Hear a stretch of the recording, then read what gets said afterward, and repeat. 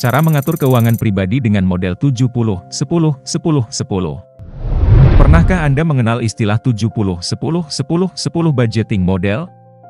Pada video ini, kami akan mengulas tuntas mengenai 70-10-10-10 budgeting model beserta tips-tips yang wajib Anda ketahui. Pertama-tama yang harus Anda pahami mengenai 70-10-10-10 budgeting model adalah sebuah strategi penganggaran yang dipopulerkan oleh Jim Rohn. Idenya sangat sederhana, Anda cukup mengambil seluruh penghasilan setelah dipotong pajak dan membaginya menjadi 4 kelompok. Kelompok pertama adalah bagian 70, kelompok kedua adalah 10 pertama, kelompok ketiga adalah 10 kedua, dan kelompok keempat adalah 10 yang terakhir. Maksud yang pertama yaitu, habiskan 70% pertama penghasilan Anda untuk memenuhi kebutuhan sehari-hari, termasuk pula di dalamnya hiburan. Yang kedua, simpan 10% pertama dari penghasilan tersebut untuk dana masa depan Anda. Ketiga, investasikan 10% kedua dari penghasilan Anda. Keempat, bagikan 10% ketiga untuk yang lebih membutuhkan. Metode budgeting model ini terlihat mudah untuk diterapkan, namun kenyataannya, tidak semua orang dan sangat sedikit yang mampu melaksanakannya. Dibutuhkan komitmen, disiplin, perencanaan, kerja serta visi untuk masa depan Anda. Mari kita ulas satu persatu agar metode budgeting model ini bukanlah sekedar teori ekonomi. Maksud dari 70% untuk dihabiskan adalah, Anda dapat menggunakan bagian 70% ini untuk biaya hidup dan juga gaya hidup Anda. Tentu yang ini terasa mudah, tapi tunggu dulu. Nyatanya 99% orang tidak dapat mempraktekannya, sebab rata-rata orang-orang hidup dari gaji ke gaji. Mereka menghabiskan lebih banyak dari yang mereka dapatkan, dan kian hari kian jatuh ke dalam hutang tiap tahunnya. Porsi 70% dari penghasilan nampaknya tidak pernah cukup, kecuali Anda bersedia memotong beberapa pengeluaran pribadi. Misalnya dengan membawa bekal dari rumah, alih-alih membeli makan siang di restoran atau kafe. Anda juga bisa mulai memangkas anggaran untuk mengisi pulsa telepon atau paket data, atau menyederhanakan bunga kartu kredit Anda. Sekali lagi, untuk hidup dengan angka 70% tersebut dibutuhkan komitmen besar, disiplin, serta fokus untuk mencapai hasil yang diharapkan. Yang kedua, 10% untuk disimpan. Mungkin Anda bertanya-tanya, jika hidup dengan 70% dari penghasilan saja sudah menguras energi, bagaimana mungkin bisa menyisihkan 10%-nya lagi? Kata kuncinya adalah memulai. Tidak peduli berapa yang bisa Anda hemat, namun memulai dengan langkah kecil akan membuka langkah-langkah besar selanjutnya.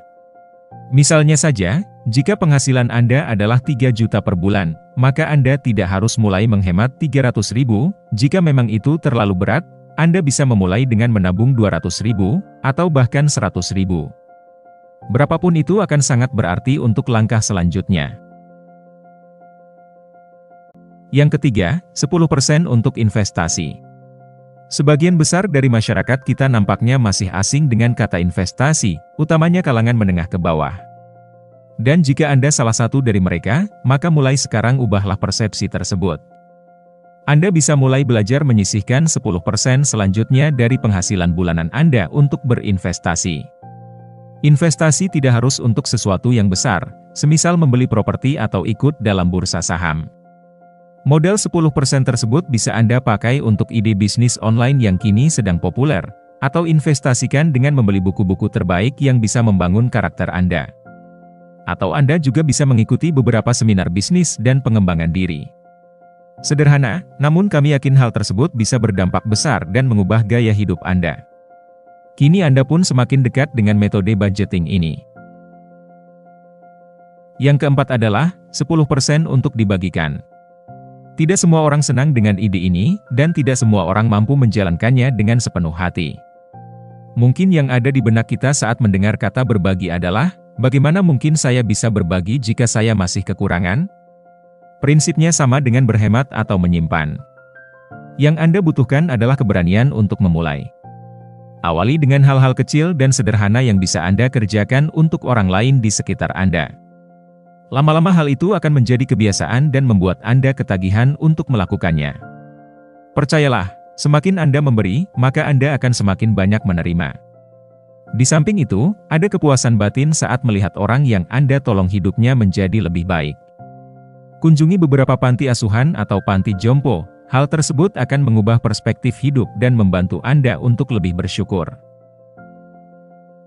Tantangan besar bagi Anda yang akan menjalankan metode ini adalah bahwa Anda harus memotong biaya hidup yang tadinya berkisar 91% menjadi hanya 70% dari pendapatan.